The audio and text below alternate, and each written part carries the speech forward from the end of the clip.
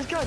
Yeah! They're not the good ones I normally use because I didn't have the money. I got two players on me. I have 2 players on me. I see Kill you. one. I see you dual wielding my pistols. Never mind.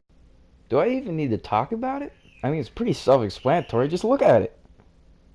You just run around and kill zombies and try not to be killed by them. It's a game that you basically just play to blow off some steam.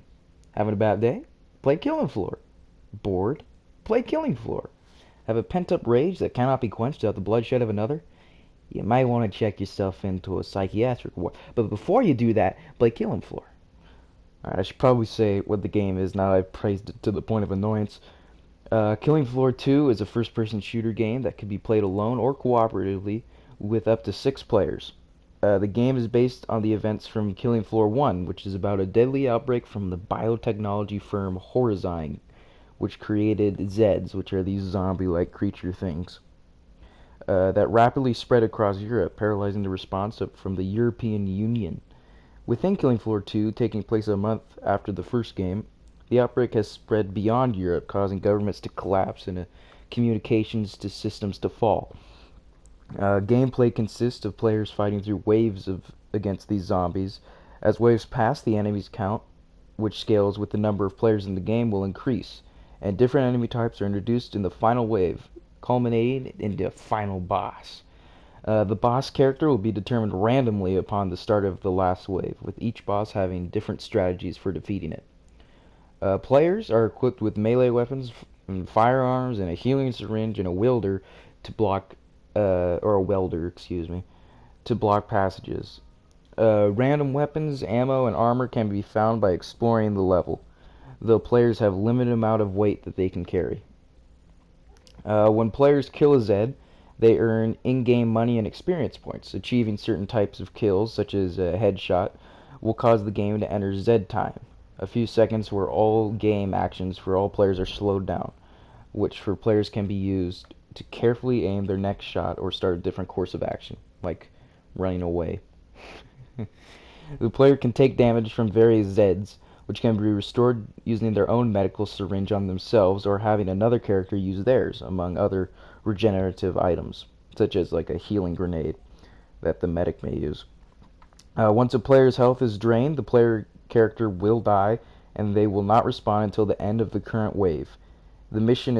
If the mission is failed, all players are dead, which is when all players are dead simultaneously.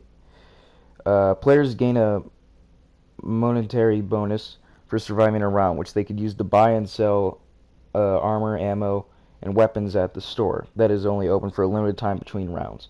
Game matches can be configured based on the number of rounds before the boss fight, and over 4 difficulty levels prior to starting a game match. The player selects one of these several perks representing basic combat classes, such as a field medic, commando, support, gunslinger.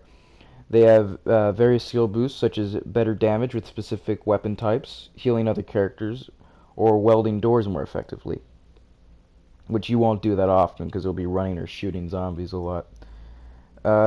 In the game, players earn experience points for their character. Towards gaining experience levels, any of the perks can by doing actions related to those perk classes. For example, healing other players will gain field medic experience even if the player is not using the field medic perk. Most experience is earned by using weapons specific to that class, such as explosive weapons for the demolitions class. Each level boosts the base skill statistics of the player's character when they use that perk, while every 5 levels the player is able to select one of 2 specific skills to enable for their character. Skills include a mix of passive and active abilities, including some that can benefit the other team players. Players also have the ability to configure their in-game character through a number of pre-made personas and options for clothing colorization and accessories, a lot of different cosmetics to make your character look cool. What I'm showing you right now is a PvP mode in which one or more players take on the role of the Zed or zombie, whatever you feel like calling it, to kill the other players, which are the people you normally play as, that are called mercenaries. The Zed-based players will be able to use the abilities of the Zeds as they are in game. So you basically just play as the Zed, use all the abilities that they normally use against you. There's something very relaxing and fun about just killing waves and waves of these zombies. It makes you feel powerful until you end up getting swarmed by them and dying in a corner, and then you feel kind of stupid. But it does have the downside of it is that it does not have any real plot or aims that the players have other than killing zombies. There are also a small number of existing maps for a game that's just based around just killing waves of zombies, and it can get really repetitive. I wish they would add in more game modes other than the two, like maybe a survival mode where you just encounter endless waves of zombies and it's over when everyone dies, or maybe a story mode where you learn what caused the outbreak and how your character stops it. It would really add variety to the game. Like, I recommend the game, but I also recommend playing it in short bursts.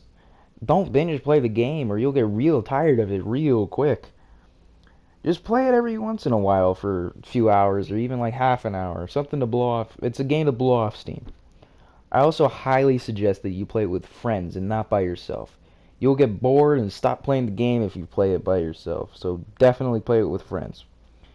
If you own a PS4, I will buy it while it's free on PlayStation Plus. It's probably free till the end of this month. Otherwise, it's up to you if you want to buy this game for its full price. Alright, that's pretty much all I got. I hope you enjoyed the review. I know I stuttered a few times and mispronounced a few words, but whatever. I hope you enjoyed your day. See you later. I'm a big boy now. Suicide is never the answer.